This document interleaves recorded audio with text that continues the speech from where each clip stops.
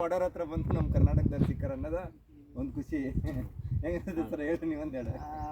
ವಿಶೇಷವಾಗಿ ನನಗೆ ಅತ್ಯಂತ ಖುಷಿ ಯಾಕಪ್ಪ ಅಂತಂದ್ರೆ ನನ್ನ ಭಾಗದ ಉತ್ತರ ಕರ್ನಾಟಕದ ಹೆಮ್ಮೆಯ ಒಬ್ಬ ಕೂವರ ನಿಂಗಪ್ಪ ಸರ್ ಅವರು ಬೆಳಗಾವಿ ನಮ್ಮ ಊರಿನ ಇಂದ ಹೆಚ್ಚು ಕಡಿಮೆ ಒಂದು 10ರಿಂದ 12 ಕಿಲೋಮೀಟರ್ ಅಂತರದಲ್ಲಿ ಇರ್ತಕ್ಕಂಥ ಹನುಮಾಪುರ ಗ್ರಾಮದ ಒಬ್ಬ ಯೋಧ, ದೇಶದ ರಕ್ಷಣೆ, ದೇಶದ ಗಡಿಯ ರಕ್ಷಣೆಯಲ್ಲಿ ಇವತ್ತು ನೇಪಾಳದ ಗಡಿಯಲ್ಲಿ ಇಲ್ಲಿಂದ ಆ ಕಡೆ ನಾವು ನೋಡ್ತಾ ಇದ್ದೀವಿ, ಅದು ನೇಪಾಳದ ಗಡಿಯಲ್ಲಿ ಇರ್ತಕ್ಕಂಥ ಒಂದು ಸೆಕ್ಯೂರಿಟಿ ಬಾರ್ಡರಲ್ಲಿ ಸೆಕ್ಯೂರಿಟಿಯನ್ನು ಕೊಡ್ತಾ ಇದ್ದಾರೆ ದೇಶಕ್ಕೆ.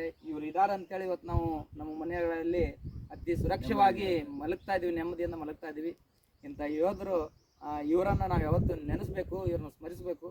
ದೇಶಕ್ಕೆ ಇವ್ರ ಸೇವೆ ಅತ್ಯಂತ ದೊಡ್ಡದು. ಅದರೊಳಗೆ ನನಗೆ ಹೆಮ್ಮೆ ಏನಪ್ಪ ಅಂತಂದ್ರೆ ಇವತ್ತು ಹೆಚ್ಚು ಕಡಿಮೆ 100 ಮಕ್ಕಳನ್ನು ನಾನು ಉತ್ತರ ಪ್ರದೇಶದ ಮಹಾರಾಜ್ಗಂಜ್ ನವೋದಯ ವಿದ್ಯಾಲಯದಿಂದ ಈ ಬಿಹಾರದ ಒಂದು ಈ ವಾಲ್ಮೀಕಿ ರಿಸರ್ವ್ ಫಾರೆಸ್ಟ್ಗೆ ಬಂದಾಗ ಸರ್ ಭೇಟಿಯಾಗಿದ್ದು ಅತ್ಯಂತ ಖುಷಿ ಮಾತು. ಬಹಳ ಖುಷಿ ಆಗ್ತಾ ಇದೆ.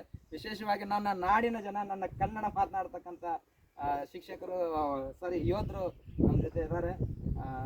ಭಾಳ ತುಂಬ ಧನ್ಯವಾದಗಳು ಸರ್. ನಿಮ್ಮ ಸೇವೆಯನ್ನು ಯಾವತ್ತೂ ಸ್ಮರಿಸ್ತೀವಿ. ಥ್ಯಾಂಕ್ ಯು, ಧನ್ಯವಾದಗಳು.